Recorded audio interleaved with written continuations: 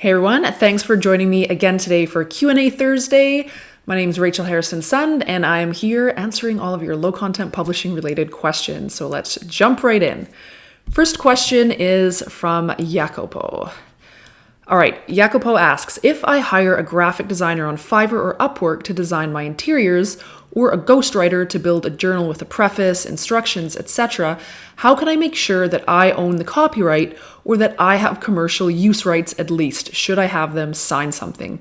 So yes, you can absolutely ask them to sign a contract. You can write this up yourself, and basically you just want to include some sort of wording that says that you will own all of the deliverable works, including any copyrights or any distribution rights. So this is something I used to do when I was publishing fiction and nonfiction books. I don't use it anymore because I create all of my own low content books, but this is definitely something you can and should use if you want to protect yourself. Another thing that you can do is you can ask them to include the licenses to any imagery that they use. I have heard in the past of people getting in trouble because they've hired someone who has used imagery that they didn't hold the rights to. So you don't want to be using any materials like that. You want to know for sure to protect your own backside that you're not violating anyone's copyright or ignoring the license to an image that's being used in your book that you're profiting from. So you can also ask your freelancer if they've used any imagery to send along the accompanying license so that you can personally take a look at it and just make sure that you are dotting all of your I's and crossing all of your T's. Okay, next question is from Melissa. And Melissa wants to know what the benefits are of having low content books in a series. Does Amazon link the items in any way? So from my way of thinking, it's not really the series itself that has the benefit. It's just another field where you can add a few additional keywords. That's the way I use series. And I think, that's probably the main benefit, if not the only one for low content books. So yeah, basically, I usually fit 2 or 3 extra keywords in that title field, and Amazon, as we all know, it scours all of the title information looking for keywords. So if you can get a couple of extra ones in there, then that's a good thing. The main thing, as always, is to ensure it sounds natural. Don't just use it as a space to try and stuff an extra 10 keywords in. I always like to just say it out loud, whatever that series title I've come up with is. I say it out loud to make sure it sounds natural. It should sound like, if you just say it in natural speech, it doesn't just sound like a bunch of words tacked on together. So just as a very quick example, if you've got some sort of a line journal, your series title could just be Diaries, Line Journals, and Notebooks. It can be just as simple as that. But just, keep it simple, keep it natural sounding, and don't use it to stuff too many keywords in there. In terms of does Amazon link the items in any way? Now, I forgot to check this out, but I think what used to happen is you used to be able to click on series and then it would show you all the books in that series. I forgot to check that out, so sorry about that. But if you do have books in a series, you can go onto your detail page and just check that out for yourself. See if that series title is listed in a way that you can click onto it. I'll have to do that too. All right. Next question is from Carrie. So I noticed sales happen usually within days of the books being posted, but then they decline. Why is this? So Amazon will give preference to books that have just been published. So it's just a way to give your newly published book a little bit of a boost right out of the gate so that they don't, get stuffed down behind all the other ones that are already doing well. If your book then starts to generate a few sales and can maintain that, it's going to maintain its discoverability level in the Amazon store. And of course, if that leads to further sales and you move up in bestseller rank, then your book's going to become even more discoverable, generating more sales, and it's just this kind of upward spiral. Now, obviously, the converse of that can happen as well, where if you're not generating enough sales out of the gate, you might get that 1 or 2 because let's say they're on the first or second page, but then if your book doesn't keep up those sales, it's going to fall further into the algorithm It's going to become less discoverable to customers, which will probably lead to less sales. And then the less sales will lead to less discoverability. So now we've just got that spiral going in the opposite direction. So that's basically why that happens. If your book can keep up those sales and maintain them, then they're just going to keep maintaining those sales and maintaining that level of discoverability. But if they just have a couple out of the gate and they just don't get enough to keep that momentum going, then they're just going to fall further out of favor in Amazon's algorithm. And you're going to get that downward spiral thing happening. All right, next question, and this is going to be another name that I murder. I'm so sorry. Alfarak, I'm so sorry. I know I'm saying that wrong. But he wants to know which low-content books can be published as ebooks. So I would say generally it's not a good idea to publish low-content books as ebooks because, low-content books require writing inside usually. These are interactive books that people, their intention is for people to write inside of them, which you can't really do with ebooks. So if someone buys one of those books, then they are likely to get angry if they discover that they can't really do anything with it. So generally, I just kind of steer clear of that sort of a thing. There might be an exception that I'm missing here. So if you can think of something, then feel free to leave that in the comments below.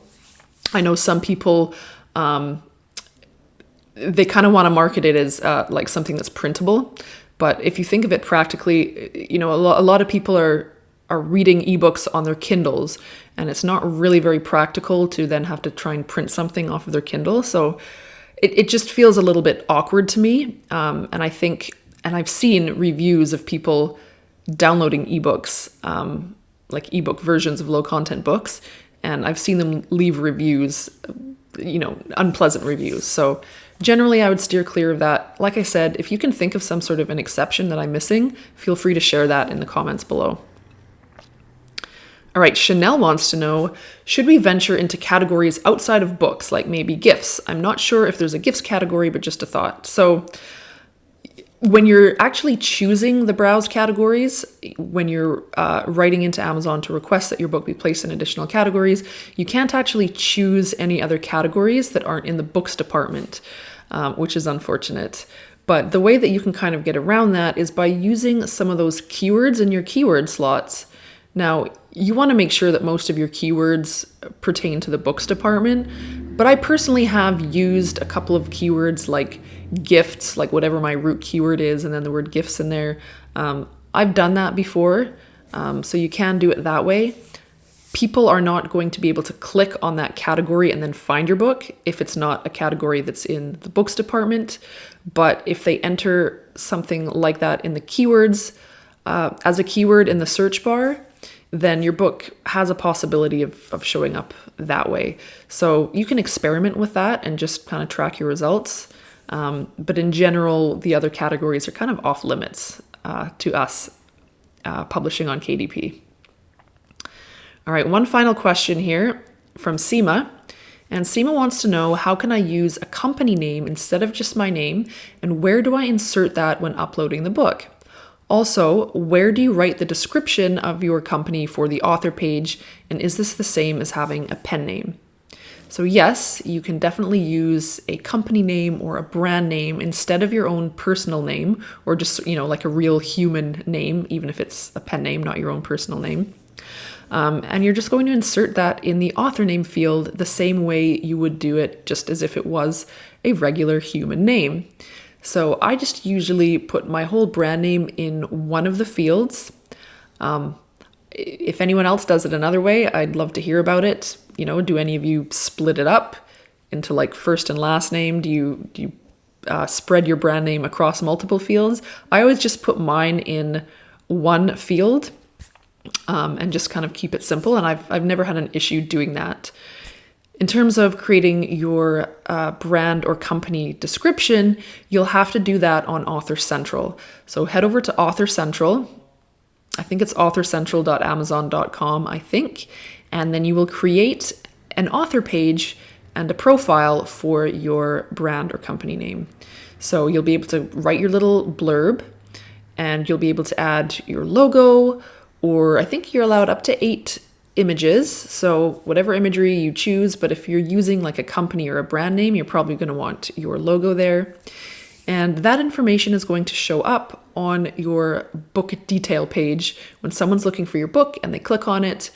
When they scroll down, you'll have that about the author section, and that's where your blurb will show up, as well as your picture of your logo or whatever picture you decide to have there. And that also creates a page for you, an author page. So when you click on your author name from your book detail page, that will send you to your author page, which will again have your image and a blurb, and it will list all of the books that you've published in one place. So I do recommend having one of these. It just kind of increases your presence and allows a centralized location for all of the books you've published under that particular brand for customers to have access to. I know not everyone uses this, but it's something that I've always used, and I do think that it has helped me. You can, in your description, you can mention other books, like if you like this design, I've got the same book in multiple other designs, worded better than that, but check it out on my author page. So I always include something like that. And I just think that's a nice way to sort of increase your presence and your legitimacy on Amazon. So that's what I do, and that's what I recommend as well. All right, that is it for Q&A Thursday today. Thank you so much for watching. It looks like we've had quite a bit of interest with the book critique. So I think next week, instead of the Q&A, I will probably do a book critique, and that is going to be available only in my Facebook group. So if you haven't joined my free Facebook group, I will leave a link to that below and you can join. And that's where I'll be doing the book critique. So I think that's it. Enjoy the rest of your week. Questions for next time. I'm going to be posting pretty much every Tuesday in my Facebook group. And I'll just be posting, just putting up a post where you can ask your questions. Again, I don't think I'll be doing that next week because I'm probably going to be doing the book critique instead. So anyways, either way, I will see you over there, and thanks for watching. Bye.